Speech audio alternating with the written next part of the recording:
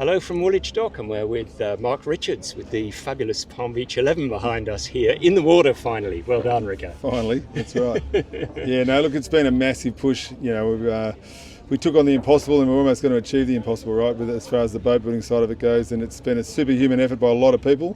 McConaughey boats, and I mean, there's so many people here. I can't even mention names, mate, because there's so many people involved.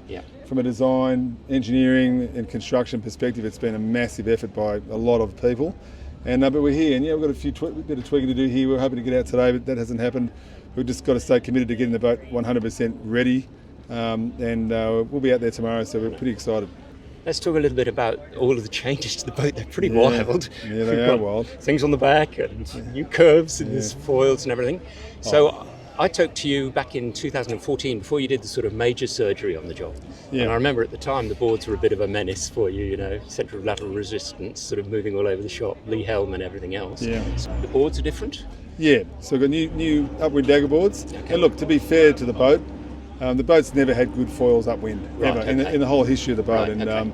So it's been a real thorn in my side, especially as a driver, right, to have a boat that's not going that well upwind.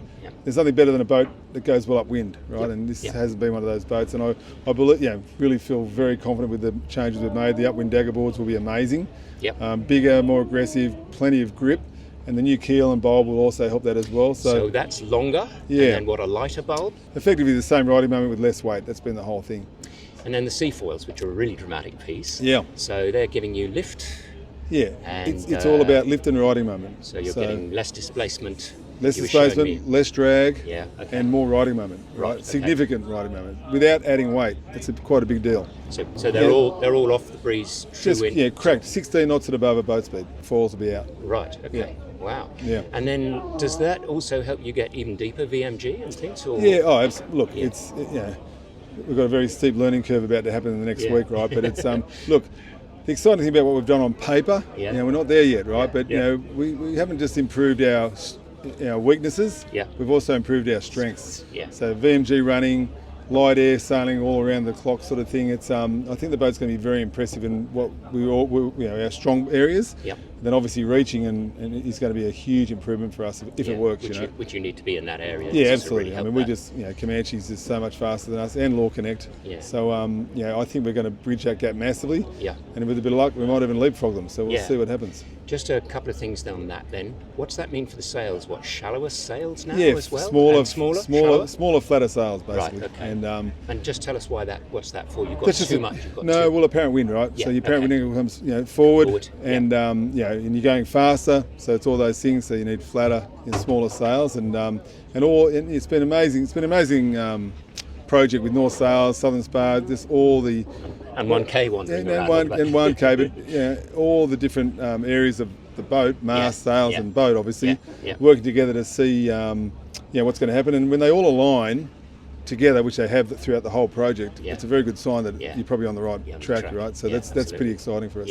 One last thing, the foils at the back there, are they to keep the stern up? You've got bow up on the sea foils? They're just for dynamic stability, right? 4.5 pitch stability, basically. Right, okay. So, you see the Mocha boats all sort of going all over the ocean, whereas this will be very dialed in, right? And that's the whole concept, is to keep it nice and level and smooth, and average speed higher. That's the whole thing there. So. And how much would it reduce the displacement once you've got max foils working for you, sea foils? Does it get you really substantially up? I mean, look, once this thing's fully dialed in and going well, I mean, there's every chance there might be light under the hull, right? So that's the whole goal, to actually depart the ocean. But look, we'll see what happens there. I mean, there's a long way to go there. We've got a lot to learn.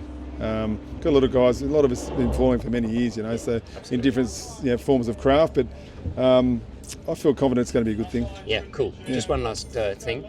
Longer campaign. Are you taking this boat overseas? Yeah, we are. Look, we're committed to a 2-year campaign. So 3 Hobarts in 2 years, right? So it'll be Hobart this year, Bermuda race next year, Hobart that year, Transpac race the next year, and then back down for the Hobart. Fantastic. So it's going to be a great thing, and look, it's very exciting, and I purposely kept the colours and the font and the look. It's a real tribute. And it's a tribute to Bob Oatley, who is so amazing to all of us. None of us would be here today without him, right? Absolutely. That's what that's all about.